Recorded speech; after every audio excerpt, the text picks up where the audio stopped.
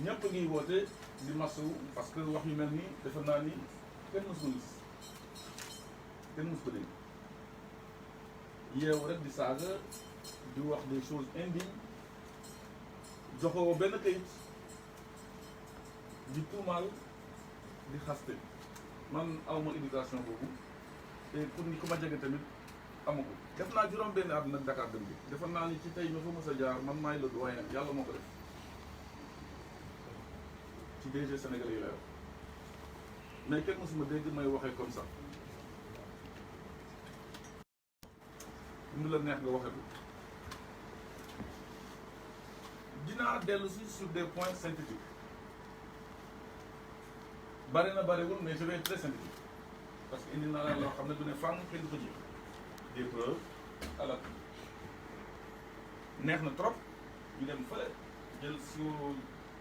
jën sotti la ko nekk contact na ah non moi yàlla def na ni dirigé naa Dakar Dem Dikk pendant juróom-benni at amul benn corps de contrôle de l'État bu ma épinglé ku ci jéemoon sax su ma la répondre da ngay reculer parce que ci dëgg lay yooyu je pense que IGE mi ngi fi Cour des comptes mi ngi fi ñoom ñooy les organes habilités OFNAC mi ngi fi ARMP pour les marchés ñu ne ko tuuti dule yëpp fa lay am ci marché yi mi ngi fi le dernier rapport d'abord de la Cour des comptes des marchés maa ngi ko yore mi ngi nii bu 2019 si vous voyez bien ce rapport est très clair à sa page 3 à notre avis au vu des principes de la direction de Dakar Dem Dikk s'est conformé de manière assez satisfaisante aux dispositions et procédures de passation et d'exécution des marchés publics mooy lan je comprends la caméra montrez s'il vous plaît. dégg nga lii mu ni rapport bu mujj bi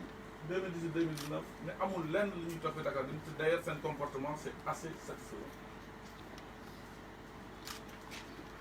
kooku je tenais juste à passer rapidement dessus pour vous expliquer que au niveau de Dakar Dem Dikk bu fekkee ci marché yi dañuy wutee xaalis xam ngeen nu mu demee man bokkuma ci su ma nee lu man kot man kese man doom lu ma ne bokkuma ci dégg ngeen ñu naan situation financière Dakar Dem Dikk mooy le premier point nee na j'ai laissé une société catastrophique j'ai laissé une société en faillite 80 millions laa ko jox j'espère que lu may wax li tamit préparez vos questions si je me trompe vous m'arrêtez 81 millions c'est ça je tiens quand même à préciser que nit boo xam ne day buy wax dara day wax dëgg regardez le tableau vous verrez très clairement encadré à droite la date 11 juin 2020 Banque islamique du Sénégal résumé du compte xam des comptes du compte boo xam ne dama fa tëj xaalis bi en DAT mooy en dépôt à terme kenn mënu ko laal suite li ma jaay si foncier jël si 1,6 milliard mu ngi noonu tëj ko foofu en dépôt à terme jox ko keroog ba may defar passation de service comment la mën a ñëw devant vous di naan 81 millions laa koy la preuve est là c'est un compte bloqué il a même surfé dessus tuuti daan xam nga ay 900 millions xamante voilà l'argent je lui ai donné bokkewul ak lu muy wax la preuve est rapportée en premier lieu en d'entrée de jeu que ce monsieur raconte des comptes vérifiés. Deuxième point gis nga koo xam ne da nga daawoon ñu gérer un petit immeuble excusez-moi du peu nekk benn ligne bu dawatul sax bu ñu la wooyee dans la capitale sénégalaise avec la plus grosse entreprise de la capitale boo ànduloo sa sago sa comportement day feeñ sa première sortie man Dakar Dem Dikk feesulul sama dëkk parce que en 2012 je cherchais la tête de l'État si am président Abdoulaye Wade bu mu dem président Macky Sall gis ma ne ma ñëwal bàyyi suñu programme benn la ñoo nekk sama ginnaaw maay sama ma topp ci ginnaaw donc ay Dem Dikk feesul sama bët dama waroon ñëw def samay preuve je pense tout simplement que ku am tur du la Sénégalais yi ñoo ma waxal le 2 septembre et je profite de l'occasion pour les remercier. da ngay jàng donc ce que c'est une société de transport public dans le monde entier amul benn société de transport public dans le monde entier buy def bénéfice ça n'existe pas bu amee na ko jëlee le transport public est structurellement déficitaire loolu moo tax ñuy naan compensation mais compensation boobu bu ñëwee na fekk ni dafa mot mooy na nekk au réel pas au forfait. Or depuis l'indépendance du Sénégal société d'État bi nga xam ne mooy Dakar Dem Dikk bi ñu koy indemniser au forfait mooy dina la devoir 7 milliards ñu la 4-5 li ñu am pour soutenabilité budgétaire comme que di la nommé par décret boo waxee ñu dàq loo yónni abal lay bëgg bu la nee muut da ngay nopp man nag nekkoon naa ci biir xaw a lakkale tuuti c'est un petit perturbateur moo tax ma mën a téye kër gi pendant 6 ans 0 grève tous les salaires payés amul benn impayé pendant 6 ans parce que xaalis bi su ma ko war a jëlee dinaa ko jëli retour de ministre président de la République naa ñëw bi ciw na la yàqu mettre les formes jaar sama ministre de tutelle technique moo nekk le ministère du transport. Donc aucune société au monde ne peut réaliser des bénéfices tout le monde est déficitaire ñu ñëw ci Sénégal de 2012 à 2016 d'abord parce que je vais vous dire pourquoi je le fais ainsi pour plus de transparence tableau bi ma leen di jox 2012 2016 vous voyez à droite 2012 mais 2016 moi je suis arrivé en 2014 le 23 juillet vous voyez que ça commence par des déficits 5 milliards moins 5 milliards vous le voyez en rouge quelque part donc bañ dëkk pour ne pas gêner les caméras on avance vous verrez en 2015 il y a un déficit de moins de 36 millions est-ce que vous le voyez c'est sous mon magistère la création de Dakar Dem Dikk date de décembre 2000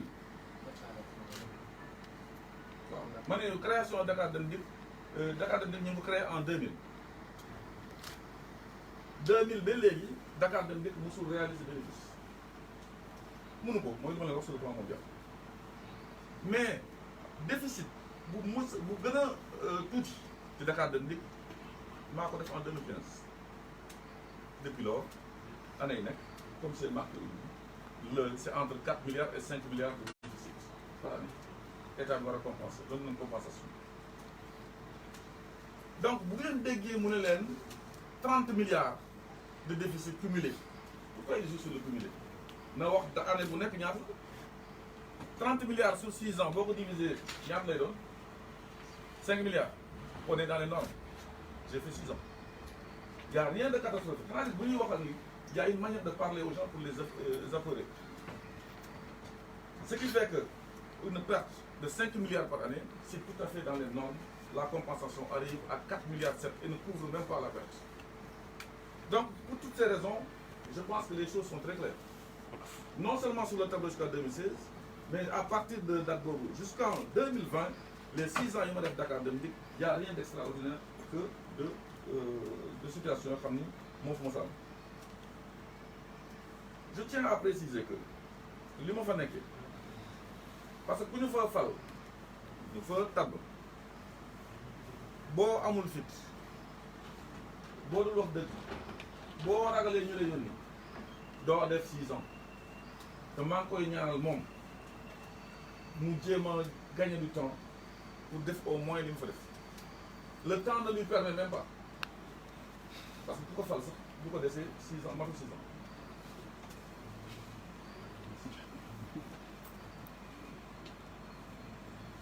la moo tax ma ne la boo fa nekkee vous allez voir en 2019 tableau bi regardez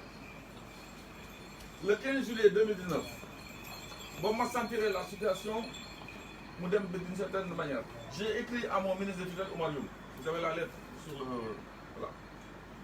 ba mu bindee lettre boobu moom mu jël lettre am moom le 17 2 jours après envoyé ko situation financière de Dakar Dem Dikk envoyé ko ministre des finances recevoir ko vous allez le voir nga 9 août adressé à monsieur Abdoulaye Daouda Diallo ne ko attention Dakar Dem Dikk, vous leur devez de l'argent, vous devez payer. Le DG de Dem Dikk nous a alertés. Parce que situation bi lan la woon également Dakar Dem Dikk bu amee compensation ñun ñoo ko doon denc mais dañuy jékki-jékki état bi nee na ñoom ñoo koy denc dans les grands comptes bu ñu ko soxla ñun ñu def demande d'engagement mais lii ñu soxla pour fay salaire yi ñoom ministère des finances def mandat du montant bu ñu demandé pour ñu mën a fay salaire mais dama jóg rek gisatuma xaalis fu mu jaar ñu ne état bi dafa am ay tension de trésorerie jël xaalis bi orienté ko fay ko leen beneen bor boo xam ne Dakar Dem Dikk Dakar Dem Dikk moo ko moom il faut être clair Dakar Dem Dikk day daw à perte Dakar Dem Dikk seen tarif mosuñu ko changé depuis 1998 compensation bi ñëwee wax naa leen c'est au forfait lu la doyal 7 milliards 4 lay jox mu am lu ñuy naan ay kër de compensation arriéré carburant bi yokku na en 2003 je pense que le carburant c'était 325 francs léegi mu ngi à 600 et quelques 660 même ba tey le prix est le même kooku fooy génne ça ne peut être que déficitaire ba ma gisee xaalis boobu 2 milliards 800 mi ngeen gis ngeen titre bi mu disparaître je suis parti voir le ministre des finances ne comment ça se fait que ñu nommé la par décret ñu nommé la par décret nga yore suñu xaalis mu waa Dem Dikk boo ko waree laal da ngay ñëw ne ah DG ñun dañu am problème fii ci au niveau du ministère des finances dañoo soxla sa xaalis pour lii bu mais avant date bi fin du mois mën nañu fay salaire yi danga ko delloo moo la rafet mais dama jékki-jékki rek xaalis bi di réer ma war a fay salaire gisuma ko j'ai interpellé mon ministre war naa la lettre bi sama ministre interpellé ko mais man aussi ma interpellé ba ma gisee ni bougé wu ba ma ko defee jël aussi copie adressée à monsieur le président de la République vous le voyez en droit administratif souvent dañuy naan loolu mooy boole boobu ma ko waxee président de la République mu ngi ba pare teg ci leer vous le voyez reçu au palais vous le voyez nee na un DG doit écrire directement au président de la République mais su ñàkk amee il faut que ma jaar ko ba ma adressé lettre au président de la République le ministère des Finances réagit lettre Vango non c'est-à-dire dégguma loolu le président de la République intervenir il m'a été donné de constater que jël ngeen xaalis Dem Dikk on leur doit des arriérés non seulement 2 milliards je vous demande de le restituer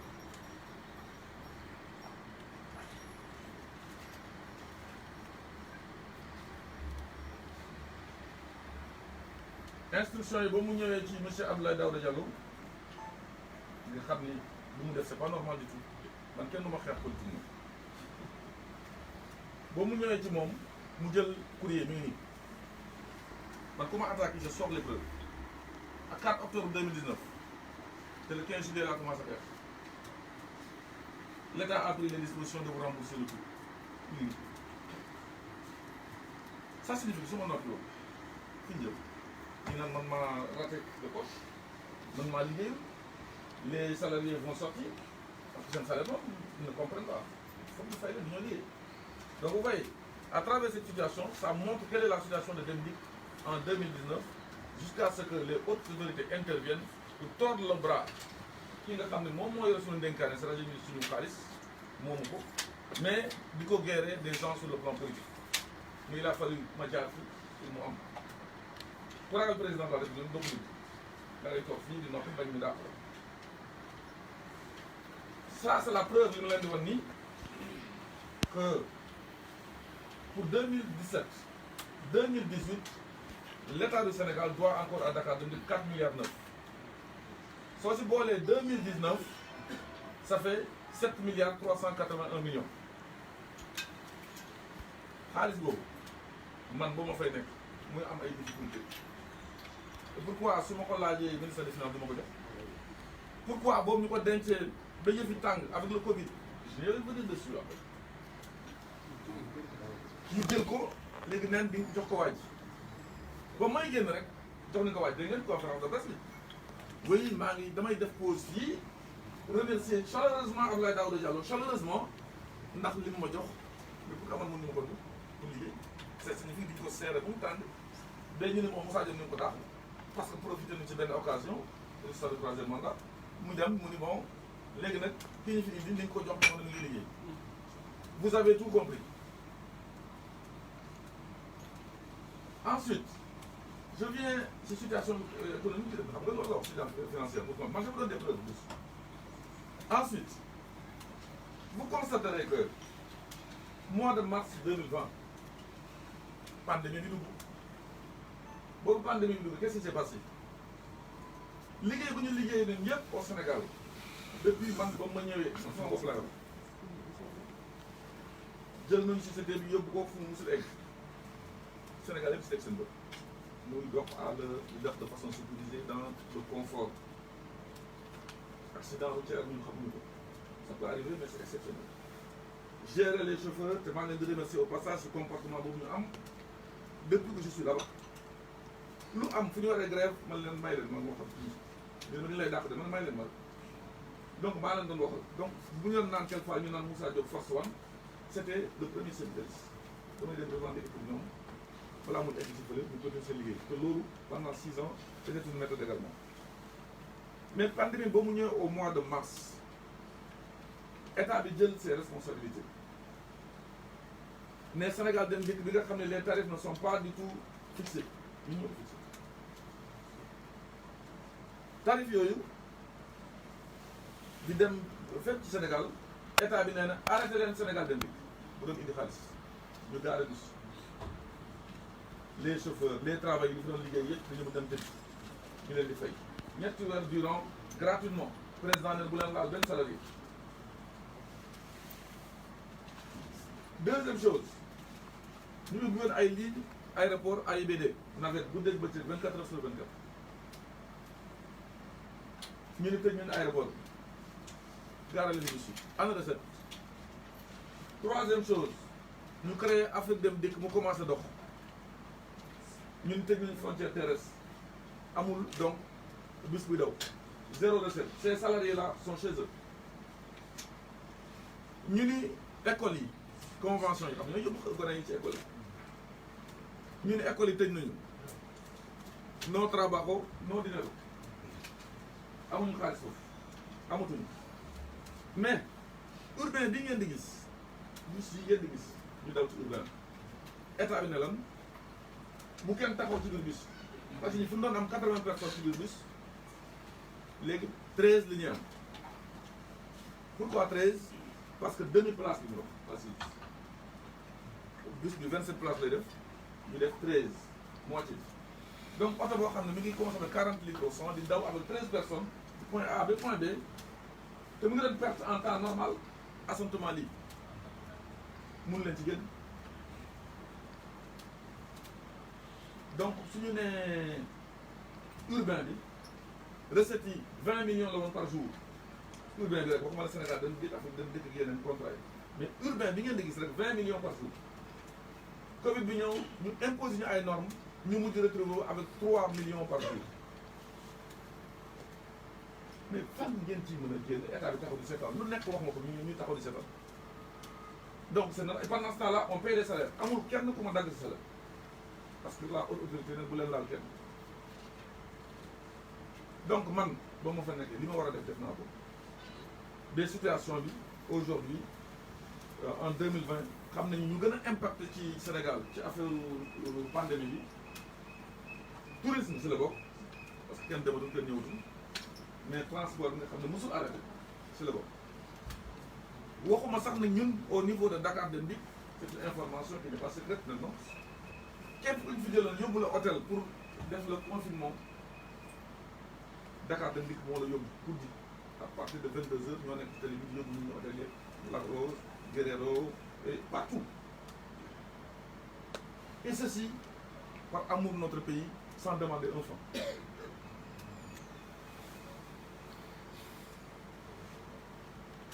Donc vous verrez que la situation elle est là l'État na jël responsabilité am xoolaat tarif yàgg naa ko wax depuis que je suis arrivé en 2014 wax naa ko le 2 septembre bés bi ñu may limogé c'est mon dernier discours sur ça tant qu'on ne fait pas ça on s'en sortira pas def leen le tarif à un niveau, pas augmentation, mais réajustement convenable, mais également xoolaat leen les forfaits au niveau des compensations. bu ñu la delloo dërëm la ko delloo parce que budget mooy prévision doo prévoir budget 10 milliards nga ñëw ñu jox la set c'est normal que il y ait un gouffre. bu fekkee nag am na benn apprenti bu ñëw xamul nu muy demee parce que il n'avait qu'une ligne qu'on appelle le petit train bleu fekk 52 lignes dans l'urbain bokkul Sénégal dem bokkul Afrique dem dikk bokkul AIBD bokkul les conventions mu xaw a réer kooku il n'a pas sa place ici. Je tiens à préciser que ba ma ñëwee 2014 ba ma fay jógee homme de droit là j'ai respecté la loi et parmi les textes figurent des circulaires bu fekkee le premier ministre Boun Abdallah Dionne jël na circulaire ne DG bu nekk il n'a droit qu'à un seul conseil technique spécial et peut-être un conseil technique normal parce que mënoo di recevoir ñi ñëpp. Vous verrez que kii ñëw man 2 ans conseil technique spécial la ma benn conseil technique normal recevoir du social ak yooyu yëpp responsabilité société d'entreprise mais ki ñëw mi ngi actuellement ci 9 conseils techniques pour être plus précis mi ngi ci 9 conseils techniques.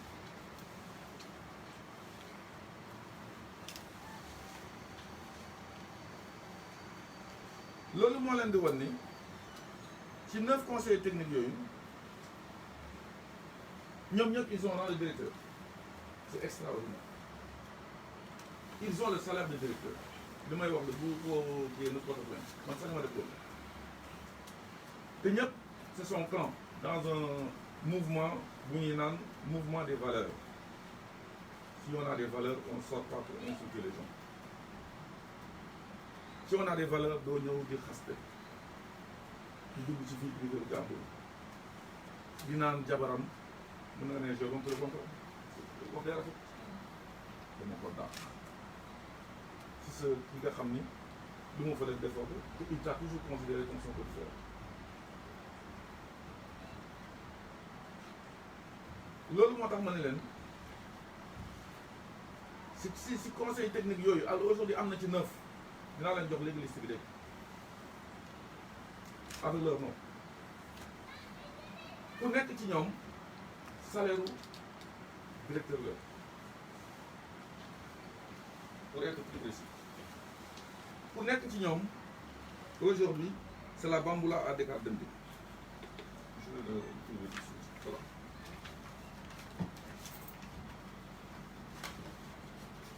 te boo seetloo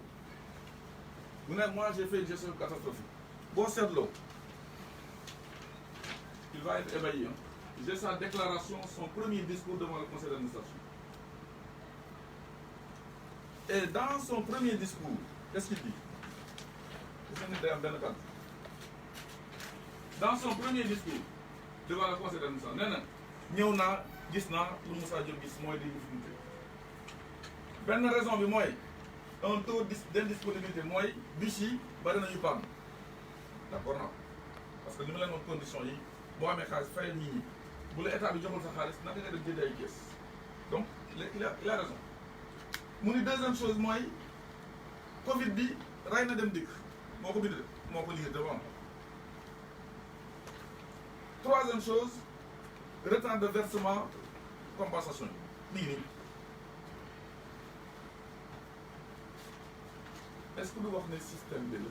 système bi ñuy gérer le transport public et à plus forte raison Dem Dikk gor ci wax mais génn di saaga di wax lu ñaaw kooku je pense c'est pas ma culture et je ne vais pas descendre ci niveau bi Dakar Dem Dikk di commencer am ay difficultés jël naa samay responsabilité jaar fi ma war a jaar réclamer lu ma war a réclamer mais lu nekk sama ressort def naa jëm naa wuti ay ressources c'est là il faut comprendre pourquoi ma jaay ci suuf si 3 terrains sur 74 000 mètres carrés j'ai vendu 7 000 donc c'est pas la mer à boire. Bon ma ko jaayee également vous le verrez dama expertiser affaire ñëw ma ne sama prix gi nii dañu ko expertisé par un expert assermenté qui a prêté serment xool évaluer photo yëpp ñëw nee lan le prix gis ngeen ça c'est la superficie totale du terrain de 74 000 mètres carrés nga jaay 7 000 c'est pas la c'était juste pour régler des bouchons te loolu sur autorisation du conseil d'administration ñu ne le prix l'expert dit 500 000 francs le mètre carré bu nekkee 2000 mètres carrés ça fait 1 milliard ñu ne képp koo xam ne am nga xaalis set nga mën nga ñëwal ñun dañu soxla xaalis vous verrez que parmi ñi jënd comme ñëpp au même prix coow amoon na fi naan sur le prix man président Macky Sall du ma ko jaay un terrain son association qu'on appelle l'APR un terrain di brader dama abal ay bët man kenn du ma përtu kenn mënu ma dugal loo si lu parce que lay dugal ba pare après il te poursuit j'ai refusé j'ai fait expertiser journaux yaa ngi fi am j'entends me parler de 600 millions machin j'ai refusé mais boo jëndul comme ñëpp du ma la ko jaay am nañu ko ne dàq ko def fa keneen mu def ko nee na du ma ko def parce que xam na sama valeur vous voyez acte notarié am na ku doon wax ne y a pas d'acte notarié fan la am les preuves sont là montrant très clairement que le prix pour l'APR est de 1 milliard boobu prix boobu nekk 1 milliard l'acte de vente est là après acte de vente bi j'ai voulu vous mettre tout ceci pour que wax ji jeex parce que am na ñoo xam ne toujours qui sont à la traîne malheureusement duñ kenn mën leen ko reprocher dañ ñuy taxaw di la naan way leeralal affaire u terrain wax naa ci waxaat tey laa koy tëj tey laay mujj aussi wax ci nouveau DG parce que du ma mën a moom il ne m'arrête pas à la cheville yàlla ko def na terrain bu jar 1 milliard ñu jox la chèque de banque ñu ngi nii à Dem Dikk c'est écrit alors encaissé naa ko wala encaissé wu rek dama ko xotti sànni fële parce que fiction la banque bi nee na caché à l'appui encaissé nañ ko pour Dem Dikk c'est entré dans son compte mi ngi nii coow jeex na deux mu des ñaata 600 millions mu des 400 après signé avec le directeur financier ne jox nañu deuxième chèque de 178 millions auprès de la Société Générale chèque baa ngi nii et on voit très bien dafa xaw lëndëm tuuti on voit très bien Alliance pour la République ñu fay 178 millions mu des ñaata 222 millions et ce chèque là il est encaissé au niveau de la Société Générale de Banque mi ngi nii 178 millions en haut mu des 222 millions 222 millions yi bii nii décharge banque bi nee na dugal nañ ko ci compte Dem Dikk 222 millions et vous voyez Dem Dikk en haut ça fait 1 milliard nit ñi dañu bari caaxaan quoi te d'ailleurs ñi si doon footu bi rek gis ngeen fu mu mujjee nit mooy jóg jox la ay këyit yoo xam ne si faux bañ Moussa Diop bëgg a xeex na ko demal duggal fii nga dugg ci tu te rends compte que tu es dans l'erreur dama lay baal Sénégal loolu tamit si pardon la bokk quand mon frère Diaz ma ne ko bàyyi ok tu as compris que ni la dugal ci ay wax bàyyi na baal naa la c'est terminé ku mer bokku parce que tamit boo doon xeex pour quelqu'un di permanence man mënoon naa bañ parce que damay jaay terrain bi rek def ko ci patrimoine Dem Dikk may gérer leen mënoon naa fay am sama yoon ci affaire permis de construire ku jënd mais gis ngeen may dem ci xeex nga di wane di leeral pendant que maa ngi xeex donc pour le président de la République pour l'APR te kenn ci APR jógul ñëw di ma jàppale ci xeex bi ñoo bari ay cadre ñoo bari ay task force kenn ci ñoom jógul di gisu leen mu ñëw toog ak man ci plateau dinaan dafay jàppale Moussa Diop ci xeex bi ci permanence ci compte Diop je me suis battu tout seul mais je suis un juriste mais yaa xëy mu daal na président bàyyi ba xeex bi jeex ki ngay jàppale na bàyyi ba xeex bi jeex ba ñu génnee décision génnee jugement buy wane ni le prix est payé expertisé vente parfaite accord sur le prix et sur la chose en droit. Mais en pleine guerre contre Jazz, du ma saaga, te mosuma ko saaga, ma saaga, damay dóore. En pleine guerre contre Jazz, on me tire dans le dos. Par qui? Qui nga xam ne moom laay xeexal. Ma ne ko fa ñu ko yëfi ne Jazz kii moo tax nga may saaga baal naa la yow jarul ko. Je pense que ça a le mérite d'être clair dans la tête de tout le monde. Man ñàkk ma fay. Sur ce premier point, vous constaterez que situation bi mi nga lu ma poussé aussi may def yenn opération transparente lu leer nañ fay def. Même su ngeen gisee je vais terminer par ça parce que beaucoup de monsieur deuxième vente bi mi ngi nii vous allez voir également ça concerne nii Diamond Bank qui a acheté aussi expertisé à un prix même superficie là à 1 milliard. Bon mu jëndee à 1 milliard a payé également le même montant. Et vous verrez que la banque dans ses opérations, parce que voilà, vous verrez 1 milliard dans ses opérations, mais également dans sa comptabilité. C'est pourquoi personne n'ose m'attaquer sur ça. Ils ont dit que la gestion doit faire morale, doit faire éthique. Gestion à faire beaucoup. Car vous voyez, les procès-verbaux du conseil d'administration m'autorisant à le faire. Mais ils disent également, beneen session bi bu mujj bi nga xam ni ambassade de Chine moo ko def ñu ne ci kaw bay Chine deuxième ligne. Bon ñu ñëwee di jënd par amour pour dem dégg mënoon naa ne 500 000 francs taxaw ko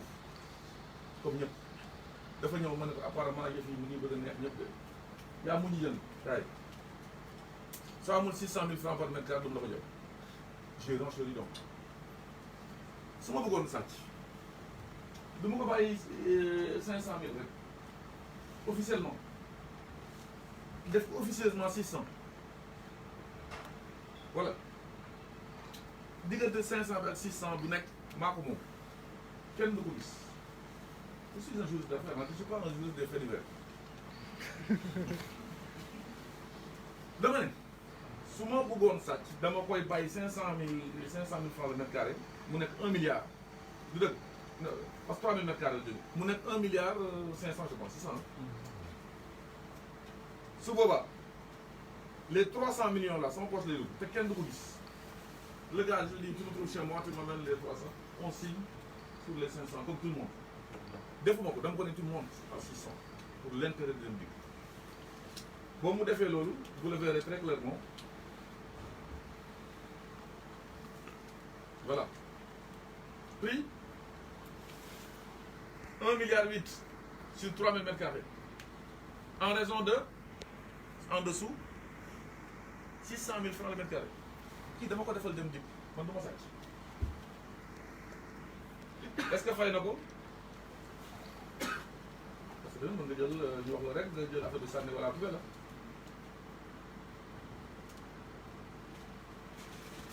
vous verrez que l'ambassade de Chine également chèque Bangkok vous voyez le montant ah ci kaw 1 milliard 8 payé à Dakar Dem Dikk et encaissé 1 milliard 8 par la banque qui dit xam nga preuve dafa war a nekk extérieur la personne mais mënoo defar say preuve boobu banque bi neen effectivement 1 milliard 8 ci 1 milliard 8 yooyu 1 milliard 6 yi moom laa di dama ki démb boobu ñu def passation jox ko monsieur le nouveau DG muy naan ay 81 millions la fekk je pense que mi ngi commencé tiital ni da war a surveiller en 3 mois donc lu mu fi nekk il commence à raconter des histoires. Je vais à un deuxième point rapide également s'il vous plaît deuxième point bi ça porte sur le problème des indemnités ba may ñëw en 2014 les indemnités ba may ñëw en 2014 voilà ba may ñëw en 2014 résolution du conseil d'administration nous sommes en 2014 excusez-moi sommes en 2014 monsieur Diop DG bu ñëw la règle c'est le sang waxuñu la indemnité légale c'est indemnité conventionnelle il la ko defal 15 mois de salaire net parce que bu ñu la dàqee souvent ça me surprend da nga bàyyi woon sa liggéey ak yooyu ce qui est d'ailleurs mon cas j'ai fermé mon cabinet à Paris pour être là au service du Sénégal. J'avais trouvé ça très peu mais j'avais trouvé une maison aussi en difficulté est-ce que dégg ngeen ma fii may wax dara ci Dame Diop mon frère c'est pas mon ami mais musul ma dégg dama ñëw fekk ko fii ba muy dem également ses indemnités moom ëpp il avait plus de moi que moi mais fay naa ko lépp ci njëkk ak ci rang kenn dem mais kii boo mu ñëwee ce qui a amené le problème c'est ça de son côté parce que moi j'ai pas de problème comme ñuy passation dama ko ne déjà dama bëgg a dem reprendre sama liggéey à Paris parce que ku toog fii di demander ay indemnité xam ngeen sàcc si j'étais Crésus fekk dem naa def li may def wala dugg ci leneen di xaar moom mu pare au dëgg j'ai rien volé là-bas je me suis approprié à dem bi ma ne ko écoutez comme situation bi demee nii je vais vous le faire en 4 versements le montant bi ñu ma jox 15 mois la woon revu en 2019 parce que xam nañu fa liggéey revu en 2019 à 24 mois 24 mois avec mon salaire parce que léegi doo ma tax ma ne un homme d'État doit avoir sa langue doit avoir des francs donc ci penc bi su monde bi fii dinaan salaire u DG salaire u ministre yi salaire u président de la République il y a des choses qui sont personnelles comme ñu ngi sur la place publique je pense que 24 mois sur 5 millions ça fait 120 millions mu ni ma weer bu nekk devant témoin le SG était là le DRH était là devant témoin 4 mois yi ok ça me va saa yu may defar salaire yi dinaa ci dugal un quart ma ne ko ok boobu ñuy defar salaire yi du mois de novembre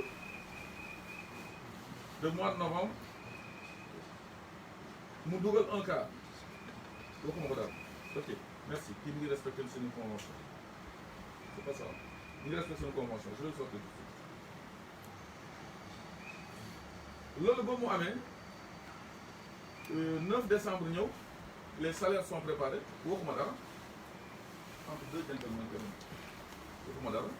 ma toog j'étais sur un projet parce que ba ma ñëwee ba léegi teguma brique au Sénégal parce que sàcc ma j'étais sur un projet immobilier pour tabax sama kër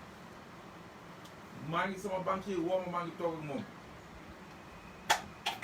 xamoon ne effectivement ça devait venir jox ma rendez-vous ba suuf li ma affaire yi ñëw na ñëw ma ñëw ñu vérifier mu ne ma sa affaire nekku ci ma ne c'est pas possible ma woo DG bi jotuma ko ma bàyyi ko message ma ne ko même bu fekkee ne sa y a quelque chose woo ma nga ne ma bon y a quelque chose man loolu laa ko le message il existe donc lu ci ñëw 2 jours après mu rappelé ma par vocal gis naa sa message je vais réfléchir je vous le dis moi j'ai pas l'habitude de mentir j'ai le vocal je vais réfléchir nous sommes le 9 décembre 10 je vais réfléchir ba léegi déggutuma ko et il part ailleurs pour dire aux gens président Macky Sall la haute autorité parce que dama ko yónnee ay nit la haute autorité moo ne naa bloqué ay indemnité ma ne kooku kilifa la kooku dugg ci ça m'a surpris de 4 personnes différentes mu dem wax leen loolu ma yónni ko le président du conseil d'administration mu maintenir position la haute autorité parce que moom lay dóoree gars yi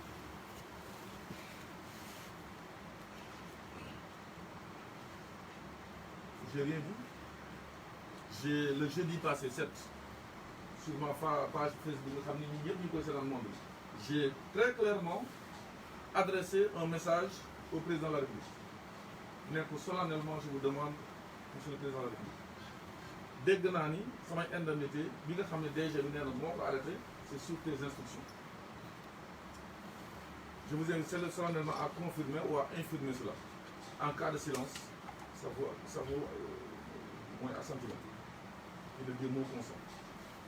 Ça monte à 81 000 vues en moins de 15 heures de temps. Le palais l'apprend. Comme il y a fait nous woko. Même si le président va faire quoi rapport. Mais à l'aise. Mouillé ou vendredi, improviser conférence de presse. On a vu l'improvisation. Pour c'était le président de monde. Et j'ose espérer que le président. J'ose espérer que le président. Président Talot Moussa Diop, président Nekouch. Mais nous avons dit, tellement aussi sur dire. Parce que nous avons dit, poste comme le donne protège. Moi, si on veut protéger son poste, le 2 septembre, je ne serai pas parti.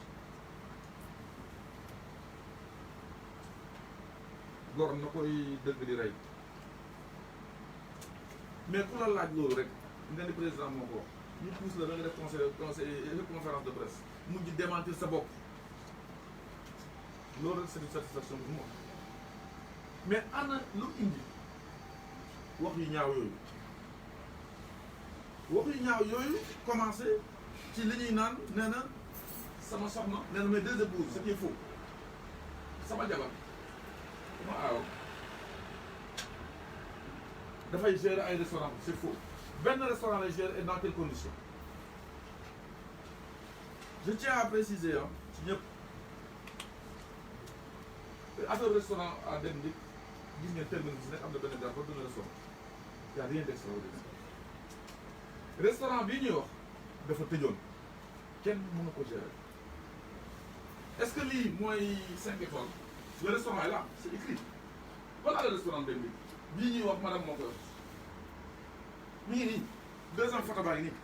Si vous voyez sur cette photo-là, tableau restaurant bagni. Limo restaurant, 5 étoiles. Boutique de Sénégal.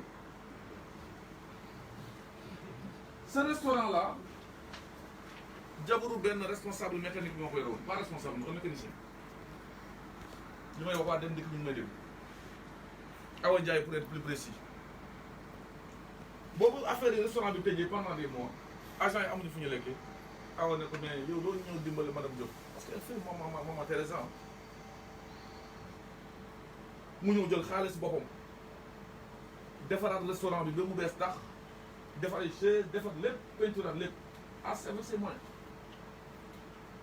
ñëpp ñu ngi esqué mois d'octobre bii le nouveau DG visite dépôt bi yëpp ñëw ba foofu gis restaurant bi ne ko dama leen di féliciter fii moom vraiment lii c'est très bien je demande vraiment à la communication de Demdir de sortir les images dama leen di féliciter xam nga madame moo ko def ba pare ne leen dama leen di wutal clim parce que loolu rek moo fi manqué mais tout est nickel promise te moom dana mu dem di fi génn ci madame perd son temps là-bas j'étais contre mais comme c'était du social elle a l'habitude je l'ai laissé faire mais voilà ce qu'on appelle le restaurant 18 étoiles.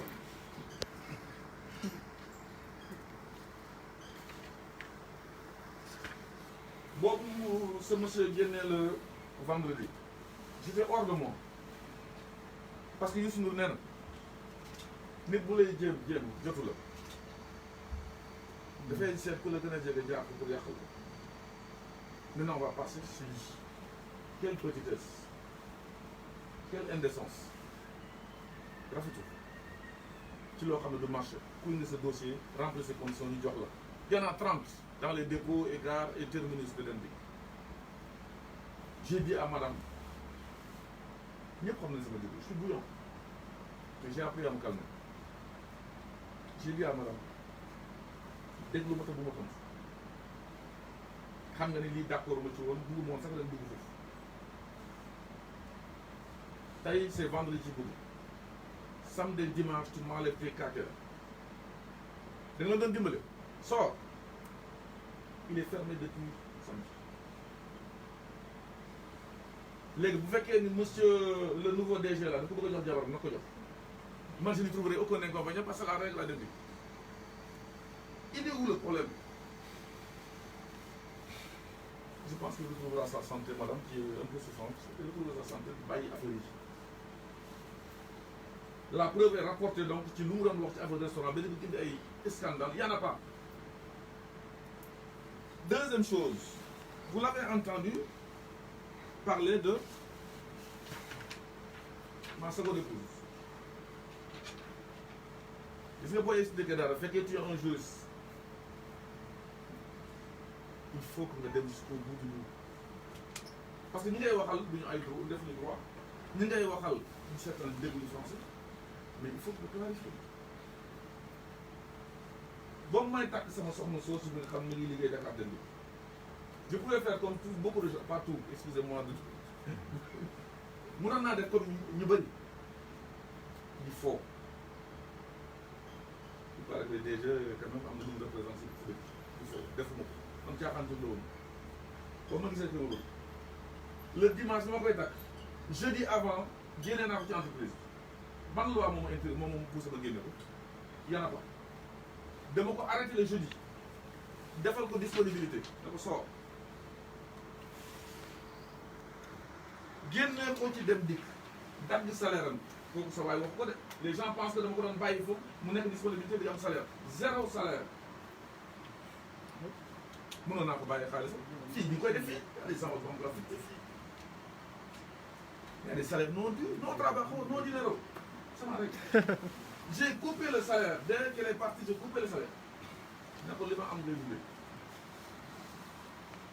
occupe-toi de mon fils. Boobu disponibilité bi jeexee madame Nef am doom Nef c'est sénégalais xam nga man je ne suis pas quelqu'un qui censure loo xam ne c'est des choses terre à terre de ce monde. Madame Nef ñu defal ko renouvellement de votre disponibilité mu ngi nii signé comme tout le monde. Mais quand tu n'as droit à aucun salaire, tu n'as pas le droit même d'aller travailler ailleurs. Toute activité concurrentielle, motif de licenciement. Comme tout le monde. Madame, le 11 décembre, il a accouché ça. Il y a deux mois, un mois, anniversaire. Dem. Je vais t'accrocher, madame, mon contact. Nous n'avons pas de nous n'avons pas d'éducation. Ça a choqué les Israéliens. Yo, nous montons encore la disponibilité militaire le 7 octobre. 8. C'est tout. Elle est enceinte, accouchée boule. Bon, qui sont les qui d'elle aussi. Te muy jabarul sa prédécesseur. Xam na ko. Enquête nga pour xaar ndax fay naa ko benn salaire parce que papier bi ci biir couloir li nga koy romb di xaar il paraît que ñu koy jox xaalis ñu vérifier quoi ils n'ont rien trouvé. La moindre des politesses, c'est de l'élégance, moins nga dem yónnee ko mise en demande DRH mi ngi fi yónnee ko mise en demande ne ko bon da kañ ngay reprendre wala reprendre nga ñëw je pense que nga fànn kenn ko ñëpp dina ñëw ci yow mois d'octobre dina xam ne kii lii à presque à terme nga jël dàq ko di naan dama ko dàq avec l'arrogance quoi l'insolence. Je suis un homme de droit, je ne dirai rien dessus. Ils n'ont qu'à faire ce qu'ils veulent, ne def lu ko neex. Ku ñu bëmax doo am frein. waaye ku dal ci moom xam lépp dëgg. Voilà donc ci samay jabar li ñu doon ci doon wax mi ngi nii c'est terminé. Je pense que les Sénégalais sont assez édifiés. Beneen chose. Sur les indemnités, j'en ai terminé. Sur le restaurant, j'en ai terminé. Sur l'argent du foncier, j'en ai terminé. Sur les emplois présumés fictifs. Ah, maintenant, ça intéresse encore beaucoup de gens.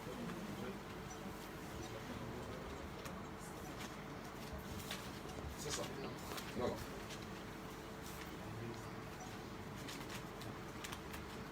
Gis ngeen mu jóg ne dama def benn audit boobu ma ñëwee pour xool kan moo fi nekk ak kan moo fi nekkul est-ce que Moussa Diop da doon utiliser ay nit par ay nit utiliser di fay ay salaire ay ñoo xam ne nekkuñu ci kër gi c'est-à-dire ñuy gagné ay salaire te peut-être di ñëw rek pointé dem wala mosu liggéey jox leen date ci 3200 salariés ne leen dans moins d'un mois képp ku ñëwul ñu photo la képp ku ñëwul signé képp ku ñëwul indi ñaari photo tu es un emploi fictif audit boo xam ni audit boppam la donc orienté boo mu defee loolu lu ma leen di wax rek cuune dong lay doon tenirul compte ñi nga xam ni ils sont en indisponibilité tenirul compte ñi nga xam ni ils sont en congé à Tambacounda à Fongolemi à Salamata Wakadiéré wala tant que sa congé jëm doo dem si tenirul compte ñi nga xam ni dañu nekk en arrêt maladie moom daal le 15 jot na ñii indi nañu photo si ñëwuñu ñii photo nañu si ñëwuñu ñii ñëwuñu photo wu ñii ñu ngi si réseau bi fii di liggéey am seen bon bordereau de versement un receveur boo ko nekk lay fictif da lay indil preuve que mu ngi liggéey tous les jours bu versé day am papier qualité montrant que versé na tey temps mais ñëpp yónnee nañ ma seen ay document leen ma xool ñëw la yóbbu biñ ko yónnee ci yow fictif parce que dañuy naan sax dama recruter ay gars yu fictif dama leen jox benn exemple boo xam ne moom mooy l' exemple des exemples mooy ban est-ce que vous connaissez Mamadou Goudiaby l'ancien secrétaire général de Demdik du sama xarit ñëpp xam ni ko mais boobu ma ko toogee piano parce que un taureau on le tient par les cornes et non par la queue qui l'a remplacé il s'appelle Alioune Badara Konadé c'est le secrétaire général aujourd'hui du plus puissant syndicat de Demdik il est considéré comme fictif il ça fait 20 ans qu'il est dedans il dit parce que uniquement ñëwul pointé wu il était en congé est-ce que vous voyez le montage l'un de ses bras droits qui s'appelle Atoudien il me connaît très bien l'autre Mbor Wade je sais le chef de division du patrimoine Khali Samb est considéré comme fictif dama ne sa waay ji na dem jàngi fekkee man la ñuy wut il ne me verra pas il ne m'aura pas te d'ailleurs boo mu waxee jour boobu boo mu def conférence de presse si vous regardez ñi fa nekkoon am na ñu nekkoon ci buntu direction bi di buuxante bu su ko naan nous ne sommes pas des fictifs ñii ñëw léegi wan la photo moo maa kon mi ngi nii et d'ailleurs dans la conférence de presse qu'est-ce qu'il dit ku ñëw ma fay la boo jàppee nit boo xam ne ci fiction la nekk en droit du travail motif réel de licenciement c'est pas un motif de joxe gâteau ça vous voyez ku dee bu ñu jàpp ci fiction li lay dàq fa lourde la c'est vrai mais nga ne boo ñëwee ma jox la tàngal ça signifie qu'il n'est pas sérieux deuxième chose pourquoi il n'est pas sérieux et je l'envoie à un cours de droit parce qu'il se prend pour magistrat un magistrat qui a déshonoré son statut qui se permet de faire la politique man su ma amoon comme incompatibilité du ma ko def détachement disponibilité li ci yem il est en disponibilité est-ce que daañu ko dàq pour disponibilité mais madame n'est en disponibilité mënu ma dàq quand tu dis en tant que juriste homme de droit et magistrat j'ai peur pour ceux qui seront devant lui maa ngi ragal ñi nga xam ni mooy leen dem leen juger après man bu ma jegee jugement ku ma jege en tant qu'avocat je le récuse il n'est pas indépendant il n'est pas incolore un magistrat doit être indépendant incolore donc am couleur tant dégg ngeen tur bi muy ay emploi fictif mais damay présumer rek présomption la de pressentiment la de doo bàyyi ba sa audit présomption de culpabilité bu ko magistrat di wax kooku bul dugg sax si salle xam nga deen ça n'existe pas lu ñuy naan présomption de culpabilité présomption d'innocence li ñu xam il est dangereux ce monsieur il n'a qu'à nous dire comment il s'est retrouvé à Matam affecté d'autorité déggu leen na il n'a qu'à expliquer pourquoi il s'est retrouvé à Matam affecté d'autorité sur le plan disciplinaire. Beaucoup à son niveau. Vous comprenez ce que je veux dire. Vous faites que le népotisme, les Sénégalais, vous rentrez dans des conditions. Sur l'histoire des fictions, vous avez la liste technique. Et vous verrez très clairement, ni présent, mais qui est bind, recensé congé. Vous pouvez lire pour les autres. Il est considéré comme fictif, uniquement parce qu'il était en congé. Le coup est déjà parti. Sénégalais, fiction. Dites dans les buzz bien. C'est pour ça que ça fait vendre. Ce qui est faux d'ailleurs. Comme vous gagnez dans votre game,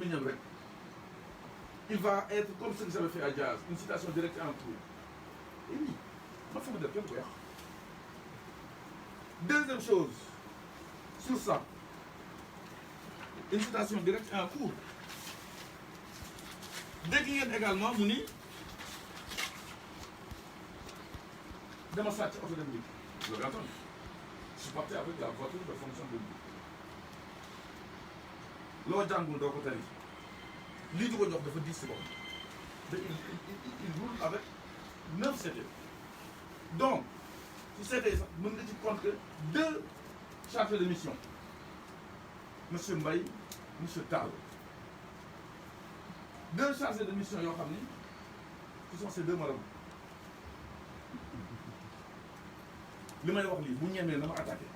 Moi, je vais l'attaquer moi. 2 marabouts, président de la République de Saint-Yahid, 2 marabouts chargés de mission. Chacun d'entre eux a 150 litres de carburant. Je vais vous donner les livres. Il va se dire, mais comment est-ce oui, c'est ça qui se retourne. Les protégés de Moussa Diop, les.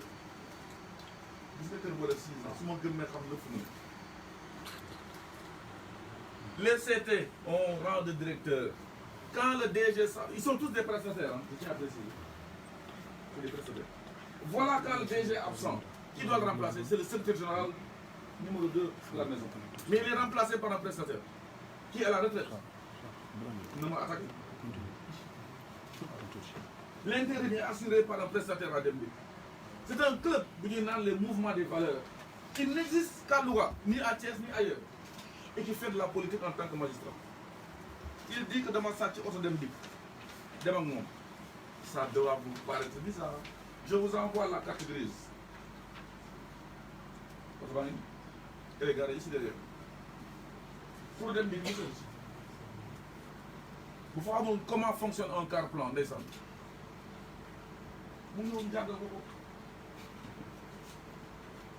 C'est sur la base d'une résolution du conseil d'administration du 31 janvier 2014, l'UNIDEF car plan. 2 fois, première fois dans le compagnie, il y a une situation de maison ne le permet pas. Depuis 2014, c'est autorisé. Bon, janvier 2014. J'ai refusé le car plan. Je dis les directeurs, vous allez marcher à pied. La situation de la maison ne le permet pas. Vous avez une situation, du foncier. J'ai décidé de faire du car plan pour permettre à mes directeurs de marcher, de rouler comme tout le monde.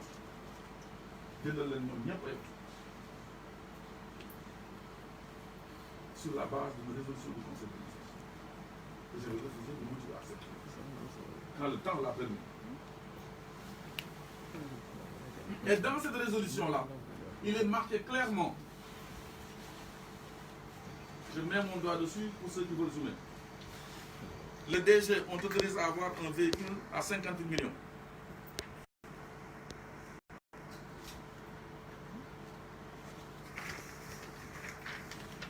Lui, quand il est arrivé, le véhicule en question, vous m'avez dit des réparations, le prix il est là. Là. Vous verrez,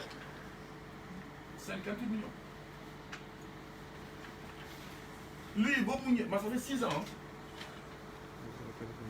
J'avais pas de véhicule de fonction. Si je suis en auto, je vais garer fille du Daou. C'est ma voiture. Je vais faire c'est un crédit. C'est moi qui le fais. Souvent, je vais garer fille. Et dans mon contrat, il est marqué, il a droit à une voiture de fonction. Une voiture de fonction. Mais des fois, je roule avec ma voiture privée. tout ça parce que kër gi moo peut-être moo demee noonu. moo nekk fii def le. En 6 ans, voilà ce que j'ai comme véhicule et c'est le véhicule que je paye moi-même aujourd'hui. C'est ma voiture. Mais mon bon mouillé, est-ce que le carte blanc veut dire non? Depuis longtemps. Ça fait pas 3 mois, ça fait 3 mois qu'il est là, le Nyon. Il n'a qu'à m'attaquer. Platinum, moi je suis Macky Sall di dawal. Platinum, V8 Land Cruiser, bleu, pétrole. Platinum. La Bamboula, man la wala kii la. Il l'a, dem leen vérifier ko. Dem leen buntu direction générale bu bees.e ngeen xaar ak seen zoom, vous allez voir la voiture. 85 patates, mes chers amis. En 3 mois.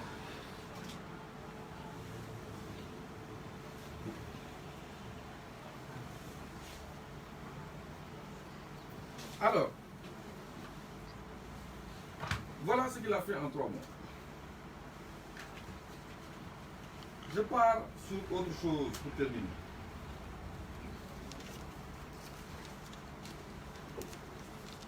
J'ai servi, hein. Et puis man mi ba may dem ba ci dem dama dem foofu nag. Ne leen li ma am yëpp ba may dugg jox naa leen ba may génn jox naa leen li ma am yëpp. Ici équation de sortie la. Vous le voyez à droite, à l'angle, à droite, en haut, en haut, sortie. Boo génnee dem dëgg da ngay def sa déclaration de patrimoine kenn du ma ko jël def lépp li ma am. Ba ma ñëwee ñu ne may naan ndeysaan mais 6 ans war nga bëri xaalis sax mais ba mu ne la ko joxee ñu ne mais comment? Man comment ça? J'ai vécu avec mon salaire.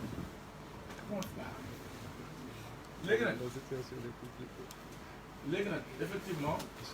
c'est de banque que je suis sur le dernier point. yéeg ngeen ni keroog ba ma fay waaj a jógee y a une compétition sur le carburant 6 milliards hein. C'est le plus grand marché de vie. Je rappelle Sénégalais man ba ma fay ñëw 2014 compétition amu fa yaa ma neex la ma jox le marché 6 milliards après lu nekk ci ginnaaw on ne sait pas yéen may dégg en temps direct la 6 milliards quand même ba ma ñëwee sama premier acte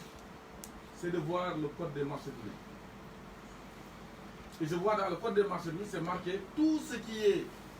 utilisé dans l'exploitation mooy li ngay dugal pour wuti xaalis da nga ko war a def compétition donc le carburant des bus doit être mis en compétition. Ma dem gis Sayer ñaa ci bureau dama jóg jël rendez-vous dem ci bureau ne ko DG dama bëgg sama position bi ma bëgg kii parce que dama bëgg mu nekk compétition dugg nii génn nii rek ci koo xam ne bu duggee génn plus de 500 millions ou plus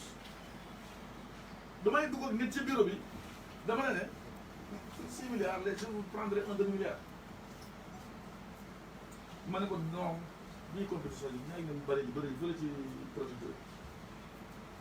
ma dem gis ak moom wax ak moom j'étais accompagné de mon SG mu ne ma effectivement tout ce qui est destiné à l'exploitation doit être en compétition li ñu fa doon def c'est pas normal ma ne ko donc on est d'accord ñu dellu si on est en 2017 je fais la compétition boobu ma defee compétition bi Total gagné contre Vivo def recours l'ARMP confirme décision bi ma jëloon confirme bon ma njëkkee jël décision sur la base d'SMP lu ma wax Vivo def recours de ARMP confirme Moussa Diop pour sa position yaa gagné proprement gagné jëlal demal pendant 3 ans 2017 ba 2020 c'est des contrats 3 ans 2020 ñëw il faut refaire la compétition je réorganise la compétition ñu def ko 2 lots laajte avis DSMP parce que mënoo fi def noonu loo def da ngay sonné DSMP mun la est-ce que c'est bon DSMP nee na ok j'ai les papiers boobu DSMP nee na ok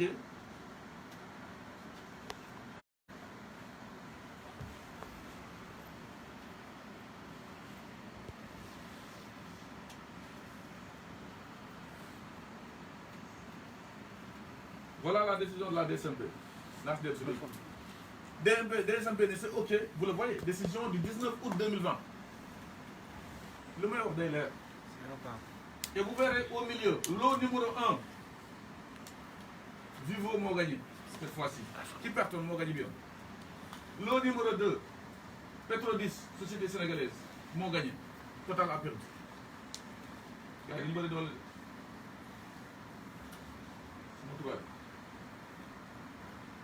Mais maintenant, il n'y a pas de faille. Vous venez de nous attaquer notre autoroute. Faille mon côté. Pour me saisir les comptes, j'ai fait sauter la saisie par voie judiciaire. Je suis un avocat. Bobuli Amé, total de recours. Donc, sur la base de ça, confirmé par la DCMP, mon monnaie, ni mon bac, je l'ai. Le 2 septembre, je suis limogé. Nous sommes à ARMP, mon décision bi mo len de won légui. Ñu dem ARMP ci recours bi. La loi Nélan. Recours donc on va def dans les 3 jours ouvrables après le recours gracieux. Recours gracieux préalable obligatoire 5 jours après la décision de rejet de votre offre. On a rejeté total Nako. Il avait 5 jours pour attaquer sur le plan gracieux, obligatoirement, avant de saisir la RMP. Defnako, dans les règles de l'art. Mais, pour 5 jours, tu as 3 jours ouvrables. Ouvrables, ici. Ouvrables, 3 jours ouvrables. Après la décision du 1er septembre, 3 jours ouvrables, commençant nous encore. Je pense que c'est un mardi.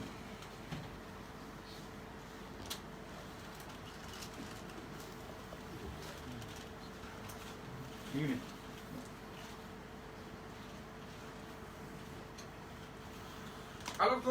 3 jours ouvrables à partir de mardi, ça finit normalement minuit. Voilà, parfait. Nous sommes au mois de septembre. Rejet, réponse de Dakar Demdik à Total le mardi 1er septembre. Total a 3 jours ouvrables pour attaquer. 3 jours ouvrables, on commence à compter au lendemain. Mercredi, premier jour. Jeudi, deuxième jour. Vendredi, troisième jour. Jour ouvrable. Passé minuit, tout le monde est folklore. Mais pourtant, on a dit Total de recevoir. Et Total a fait son recours le 7. Et ça ressort de la décision. Pourquoi dans de recevoir quelqu'un qui est folklore? Il y a quelque chose qui n'est pas clair. Mais peut-être dépassé dans l'autre. Légui, je vais dans Demdik. Parce que les gens qui sont tout le monde disent oui, je suis un milliard de Demdik, parce que je suis un milliard. Mais dès que ça, il y a un négociateur qui dit mais dama leen gëstu rek ne du ma diw de jël sama avion dem Paris toog 2 jours dellu soir parce que am nañu ko doon dem déggatoo de déggutoo ko. Alors la compétition c'est entre Total, Vivo et Petrodis. Petrodis est éliminé, donc c'est entre Total et Vivo. Loolu la décision boobu 7 octobre. Que fait EDK dans la société Demdik de livre d'études atelier? Les photos sont là.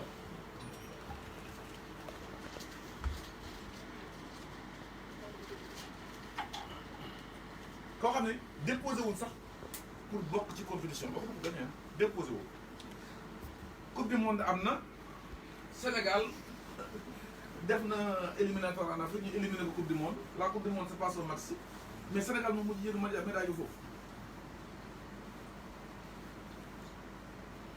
EDK n'est pas entré dans la compétition, mais nous éliminer ça. Dieu ou ça. Mais EDK m'a livré Dakar Demdik. Funja. Je demande à Nyom Birahim Sek l'offre d'ouvrir une enquête dessus. Là, vous voyez l'image, il va trembler. Parce que vous savez, je le sais. 6 ans Demdik, c'est pas pour rien. Dans les, vous voyez, EDK est total au fond. Donc, en temps direct sur des milliards dans les ateliers de Demdik. Vous n'avez pas pétrole Bobo.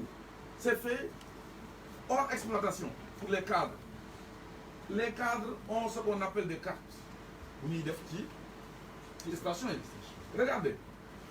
ku amul looy nëbbatu pourquoi tu fais livrer par des véhicules banalisés est-ce que mu ngeen wax bis kii bi te man Total bu ma jaaree si mbir nga xam Total la Shell bu jaaree nga xam ne Shell la les véhicules sont banalisés da ngay sàcc. Regardez image bi nekk ci kanam camion bi on est dans le dépôt c'est le bus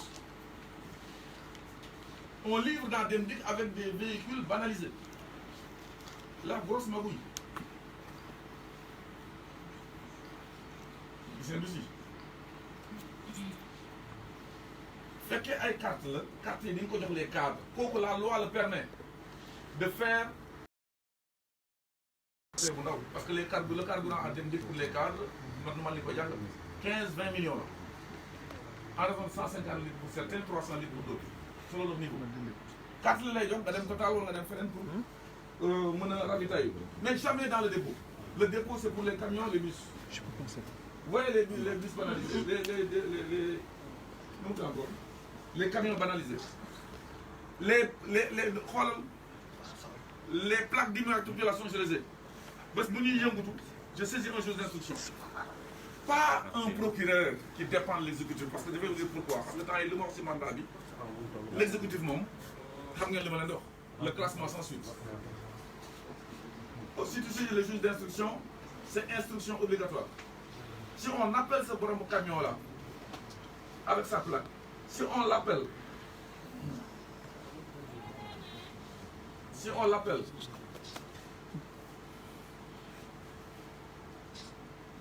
mi ngi nii la société là avec numéro de téléphone si on l'appelle ne ko monsieur tel jour dem nga livrer yi fa ku la yónnee woon il va vous dire EDK Petrosen est dedans tous en entente directe en business avec le DG qui fait de l'argent Total moo fara livré wala Vivo Énergie ku fa dugal pétrole di yàq ci vanne yi ça ne va pas dans les cartes et les cartes en question j'arrive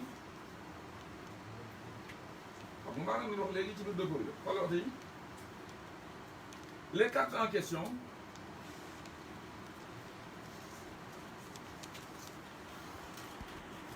question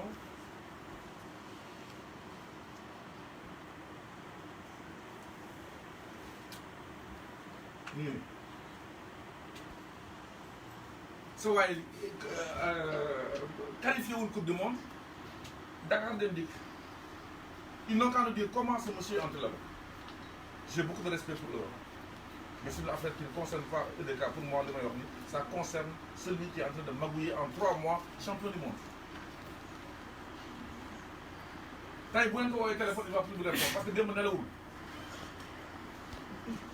man on se frappe pas à moi j'étais calme tranquille bu waxul woon lu ma wax vendredi du ma wax lii sama yoon nekk ci dañuy defe ni dama bëgg a yàq affaire am wala dama iñaan dem naa non on insulte ma famille au dernier monument on dit des contre-vérités je te bousille monsieur Alimata président Macky Sall waxal ci lii je termine sur un point en attendant les questions que vous me donnez je termine sur un point donc c'est destiné à monsieur Abdoulaye Daouda Diallo bu fekkee daf ma daan xeex ba ma jóge fa jàpp sama xaalis ba ma xeex benn yoon nanguwaat ci loxo mu continuer denc les queues de compensation 4 milliards 9 le gars di bëgg démb jot na lépp mi ngi koy chaleureusement félicité vous avez compris la politique politicienne dans cette Afrique là man xaw ma lii en gestion la rigueur le respect ku nekk yàlla moo ko jox wërsëg pour mu réussir li ma def Dakar Dem Dikk xeeb naa ko pour le Sénégal su ma amoon lu ko mën dinaa def lu ko mën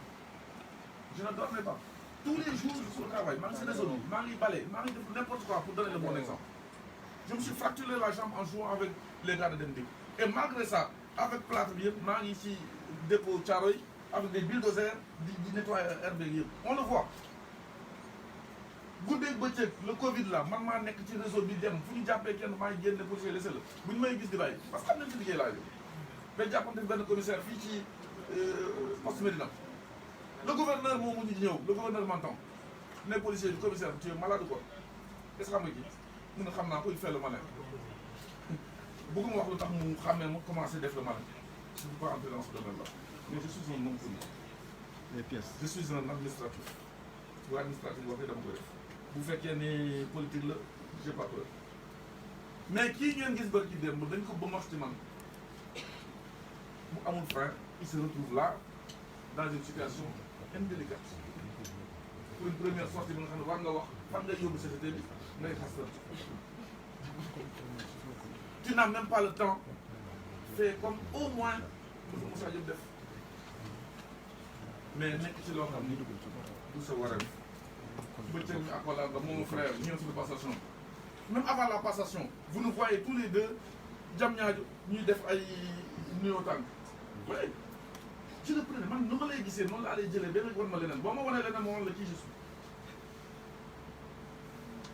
c'est pas parce que j'ai parlé du troisième mandat qu'il y a des mercenaires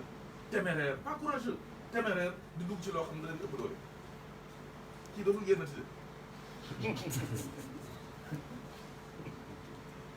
bu génnaatee dootuma ko tontu parce que yëfi leer na nañ du ma moroom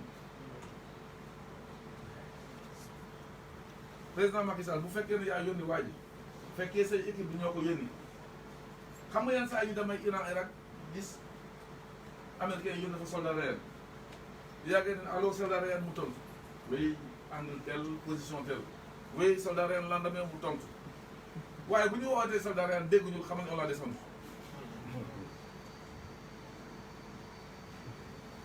je suis contre le troisième mandat man ngor la sama waxu démb mooy sama comportement tey dama ànd ak ki nga xam ne mooy kilifa réew mi muy wut debout contre le troisième mandat ñu am ay nit ñu fi dee des martyrs aussi di leen mën a di jóg fu mu ko dama ko di Baba Ndiaye de continuer ko ici loolu yëpp c'est la preuve que man sama waxu démb mooy sama waxu tey buñ ma yónnee kenn dinaa di politique politicien kuñ ma yónnee dinaa ko continuer ils arrivent à 100 je les contiendrai man maa ngi ci kaw télé bi du ma fa wàcc Sénégalais yi xam nañ sama position sur ça les corps de contrôle de l'État ñëpp en leur ni ñu mën a toll kenn mosuma ci épinglé te pourtant maa yomb vérifier bu nee na ne moom c'est un avocat yi nak sa langue ak voilà Mr Buzz mais ça fait 6 ans rien RAS donc su ma ñëwee jël sama position ne léegi lii d'accord na ci ni ko respecté mais non il faut ñu envoyer la des gens yoo xam ne c'est comme ça quoi dans ce pays donc maa ngi leen di gërëm di leen sant. monsieur Abdoulaye Daouda Diallo. maa ngi leen di gërëm di leen sant. oui.